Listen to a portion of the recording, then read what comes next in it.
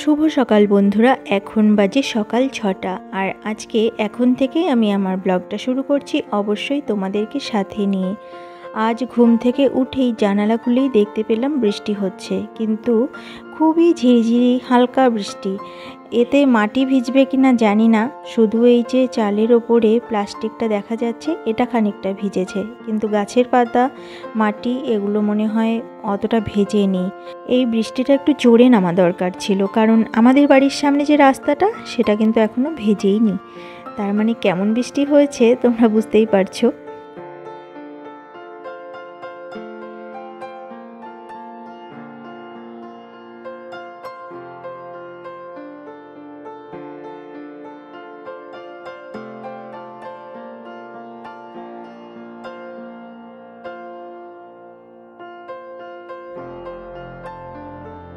প্রতিদিনের মতো এখন আমি যাব রান্নাঘরে, রিজুর স্কুল আছে।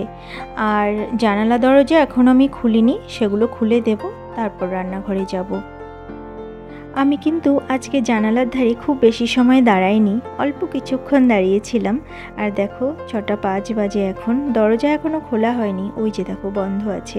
আমি এখন খুলে দেব। আগে গোপাল সোনাকে একটু দর্শন করিয়ে দিই। আর গোপাল সোনার ঘরটা আজকে কিন্তু খুবই অন্ধকার, কারণ ওই যে বললাম হালকা বৃষ্টি হচ্ছে, যার জন্য এদিকটা অন্ধকার হয়ে আছে। আর লাইটটা তো আমি অফ করে দিয়েছি। আমি এবার চলে এলাম রান্নাঘরে, চা করে নিয়েছি। রিজুর বাবার চাটা আমি দিয়ে দেব, আর আমারটা এখানে রাখা আছে। তার আগে দেখিয়ে দেই আমি কি করলাম। এই যে দেখো রান্নাঘরে এসে ভাত বসিয়ে দিয়েছি, ভাত হয়ে গেছে। আর এখন ডাল করছি, ডালটা এখনও ফোড়ন দেওয়া হয়নি। এই যে ডাল সেদ্ধ হচ্ছে। আগে আমি চা দিয়ে আসবো, আর আমিও চা খেয়ে নেব, তারপর বাকি রান্নাটা করব।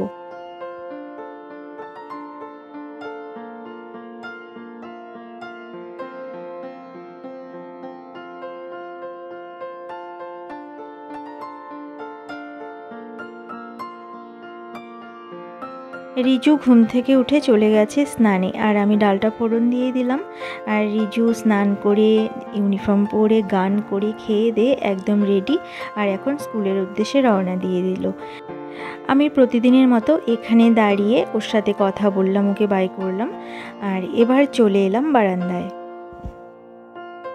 আজ কিন্তু ও চশমা পরতে ভোলেনি, চশমাটা ঘরে থাকতেই পরে নিয়েছিল। আর রিজু জানে যে আমি এখানে দাঁড়িয়ে থাকি প্রতিদিন, যার জন্য ও যাওয়ার সময় ওপর দিকে একবার হলেও তাকাবে। আর দেখো ওই যে গাড়ি দাঁড়িয়ে আছে।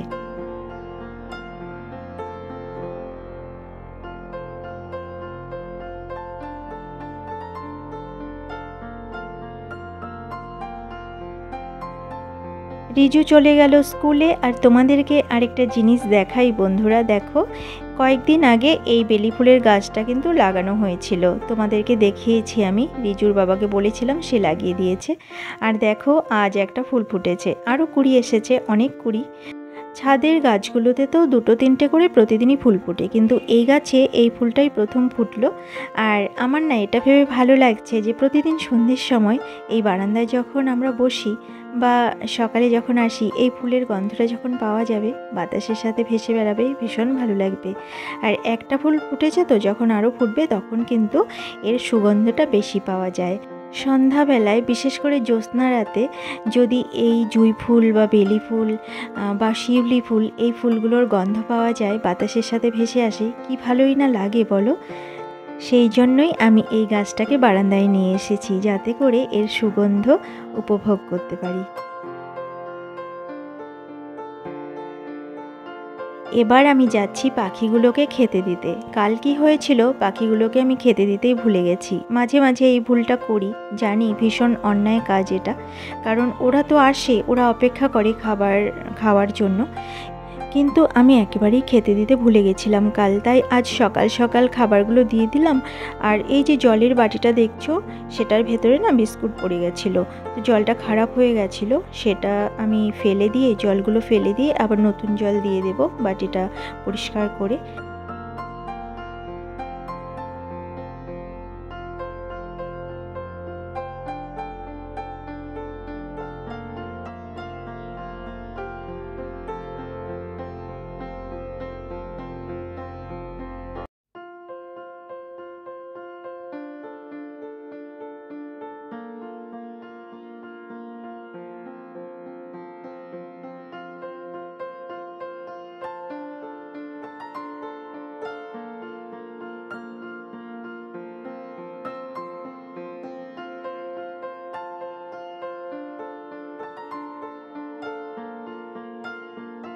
পাখিদেরকে খেতে দিয়ে আমি চলে এসেছি রান্নাঘরে। আর রান্নাঘরে এসে বরবটি আলু কেটে নিয়েছি, সেটা ভাজা করে নিলাম। রিজুর বাবা আজকে নাকি তাড়াতাড়ি অফিস যাবে, আর টিফিনে কিছু নিয়ে যাবে না, মানে ভাত যে নিয়ে যায় দুপুরে খাওয়ার জন্য সেটা নিয়ে যাবে না।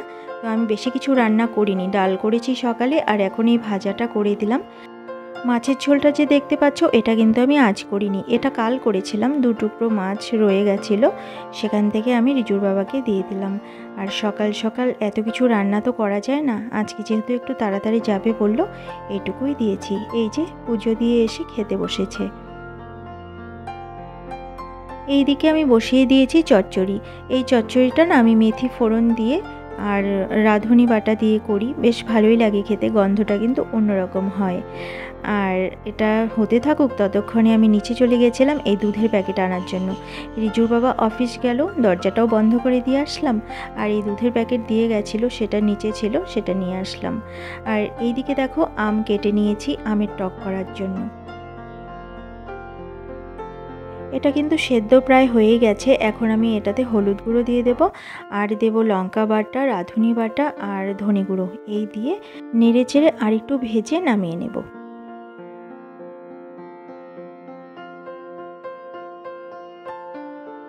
চচ্চড়ি রান্না করাটা আমার হয়ে গেছে। এবার আমি করছি আমের টক। আমের টকটাও হয়ে গেছে, কিন্তু এই যে ফেনা ফেনা মতন হয়েছে, এটা না আমটা কেটে যদি আমি জলে একটু ভিজিয়ে রাখতাম তাহলে এরকম হতো না। আমের মধ্যে তো একটা কষ থাকে, যার জন্য মনে হয় এরকম হয়ে যায়। যাই হোক বন্ধুরা, এখনকার মতো আমার রান্না হয়ে গেছে। মাছ রান্না করব, সেটা হয়তো রাতে করব, এখন আর করব না। আর দেখো গোপাল সোনা আমার বসে আছেন, তোমাদেরকে একটু দর্শন করিয়ে দিই গোপাল সোনাকে।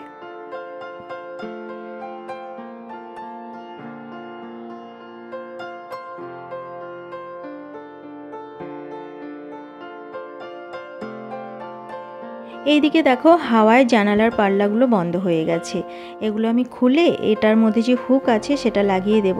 ওটাকে হুক বলে না কি বলে আমি জানি না, এই যে এরকম স্টিলের, ওটা আমি লাগিয়ে দেব। আর এই যে কাজগুলো দেখতে পাচ্ছ এগুলো তো খুব পাতলা, তাই হাওয়া হলে এই হুকগুলো যদি লাগানো না থাকে না, তাহলে জানালাগুলো খুব জোরে জোরে পড়তে থাকে, বাড়ি লাগতে থাকে, আর তখন না ভয় লাগে যদি ফেটে যায় কাজগুলো। প্রতিদিনের মতো এখন আমি ঘরগুলো গুছিয়ে নেব। এই যে দেখো তোমাদের সাথে কথা বলতে বলতে ঘরগুলো গুছানো হয়ে গেছে। আর অন্যান্য ঘরগুলো না আমি অতটা পরিপাটি এখনও করিনি, সেটা আমি দুপুরে করে নেব। এখন সামনের দিকে যেগুলো আছে সেগুলো আমি করে নিলাম। আর এই ঘরটা দেখো, ওই যে রিজু গান করেছে, হারমোনিয়ামটা খোলা আছে, আমি জামা কাপড়গুলো গুছিয়ে রেখেছি, সেগুলোও বিছানাতেই আছে। তো গানের টিচার আসবেন আজকে, তার আগে আমি এগুলো সরিয়ে দেব, বিছানা থেকে পরিষ্কার করে দেব। এবার আমি স্নান করে চলে এলাম ঠাকুর ঘরে, আর গোপাল সোনাকে দুপুরের সেবা দেব এবার। আর তার আগে গোপাল সোনাকে তোমরা আরেকবার দর্শন করে নাও। আমার গোপাল সোনাকে দেখতে দিনের মধ্যে কতবার যে ঠাকুর ঘরে আসি, আর ঠাকুর ঘরের সামনে দিয়ে যখন যাওয়া আসা করতে থাকি, এখানে একটু দাঁড়িয়ে গোপাল সোনার দিকে আমি তাকাবই, আমার চোখটা এমনিতেই চলে যায় গোপাল সোনার দিকে, জানো তো।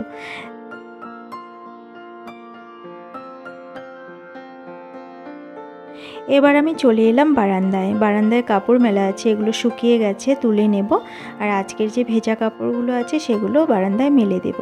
আর রিজুর যে পাঞ্জাবিটা আছে, এই যে দেখতে পাচ্ছ, এটা কিন্তু ভেজা নয়, এটা এমনি আমি রোদে দিয়েছিলাম। আর বারান্দা দেখতে পাচ্ছ, রোদের আলোটা এমনভাবে পড়েছে, দেখে মনে হচ্ছে যেন আলপনা আঁকা হয়েছে। যাই হোক বন্ধুরা, আজকের ব্লগটা আমি এখানেই শেষ করছি। আবার অন্য কোনো দিন অন্য কোনো নতুন ব্লগ নিয়ে তোমাদের সামনে হাজির হয়ে যাব। ততক্ষণের জন্য তোমরা ভালো থেকো, সুস্থ থেকো আর হাসি খুশি থেকো।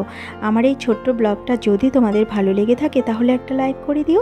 আজকের মতো এখানেই আসছি, ভালো থেকো তোমরা সবাই।